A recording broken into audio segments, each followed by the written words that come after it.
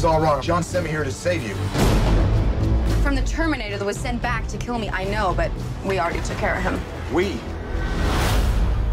I've been waiting for you.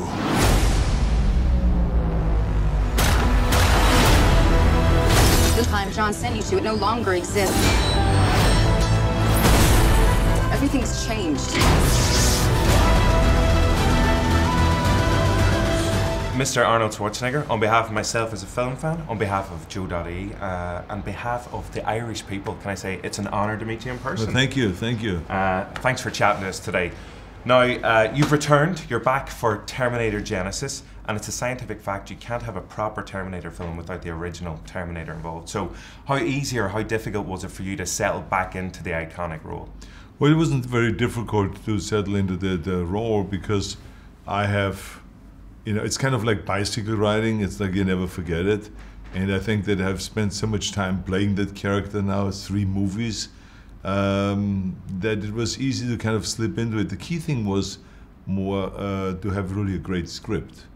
And I made it clear to them that I would only do it if there's really a good story, a good script, and it doesn't kind of like rely on all the other Terminator successes.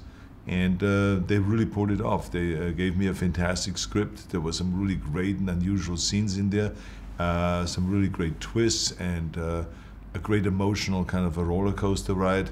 And so I really loved it, and especially the big battle scene with me against myself was really extraordinary. And so the movie turned out well. The director, Alan Taylor, did a really terrific job.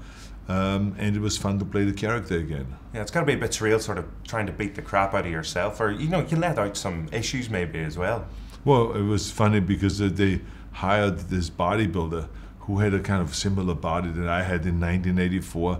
And so we were kind of like really having this big battle. For 4 days we were doing this fight scene, crashing into things, destroying everything around us. Because it's like interesting, when you film something like this, you have to think about that's 2,000-pound machines. So it's not kind of a UFC fight, you know, where you see people. But here, when you crash into a wall or something, the wall goes. The car, if you crash into a car, the car totally collapses and wipes out because there's this enormous amount of weight and momentum, therefore. So that always had to be kept in mind when we did the fight scene. And Terminator Genisys, it deals with the issue of the whole world being connected through the internet and then Skynet coming to wipe us all out. I knew the internet was a bad idea. But you're personally a big fan of social media like Twitter and Snapchat. I think you've got the world's greatest Snapchat name, which is Austrian Schnitzel. Mm-hmm. I might go for Irish Schnitzel. I think I'll take that one. Okay. But your own personal view on it, which of those social media platforms do you prefer using, and you find it's a good way to reach fans? Well, first of all, I think what's interesting about it is that when we did Terminator 1, you know, all of this stuff about the, you know, computers taking over and machines taking over was kind of so science fiction, it would never happen. Now we are there.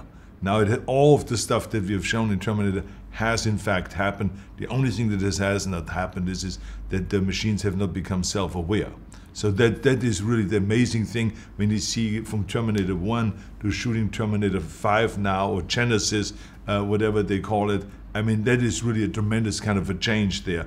But when it comes to social media, I use all the different ones. I think like Snapchat is a good one because I can do a little bit of commentary with that, and it's as easy as shooting a selfie somewhere, you know, just hoard it. We can stop Judgment Day from happening. Run! Where is he?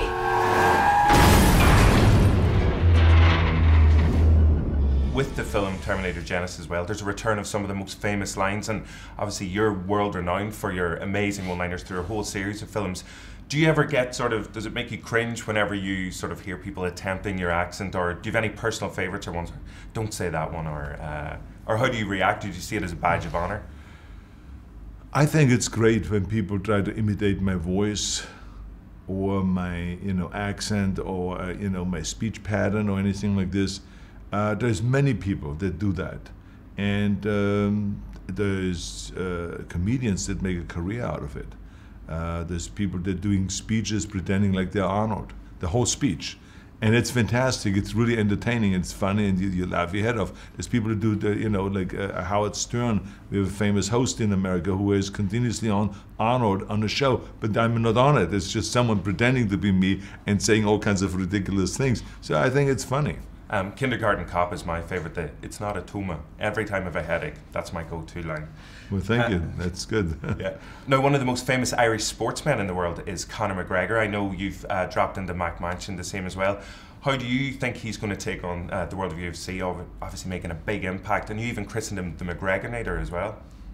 Yeah, Conor is one of the greatest athletes probably of all times, so he's has the right combination of the mind and the body and the talent.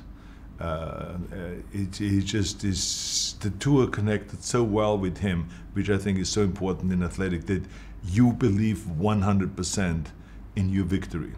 And because when you believe it, when you see it, believe it, achieve it, that's the way it goes. And so with him you can see that. So he's a great athlete. He's also a fun guy to hang out with. And he is very good with improvisation. And just, he reminds me a little bit of the way I always was when I kind of grew up in bodybuilding. And, the only way you get noticed is if you say outrageous things. And so he does that to get noticed. And because of that, because he's a great fighter and because of his personality, he now is becoming like the hottest ticket. I mean, his fight will be sold out everywhere and he will have the highest viewership. Well, maybe he's going to be a big movie star like yourself someday. I hope so. I think any athlete should always try to go and think about beyond the athletic career, because the athletic career only goes so far, and you can sometimes push it into the 30s or maybe get close to 40 or whatever it is, but from then on you really should start switching, even if it is within your own sport. If he wants to become a promoter, or if he wants to become an actor or a commentator of the thing, or a politician, or running a famous charity in the world, that is his passion or whatever it is. So I think it's great to branch out. Well, Arnold, it's been an absolute pleasure. Thanks for chatting to us today. Thank you, absolutely. Thank you. Thank you.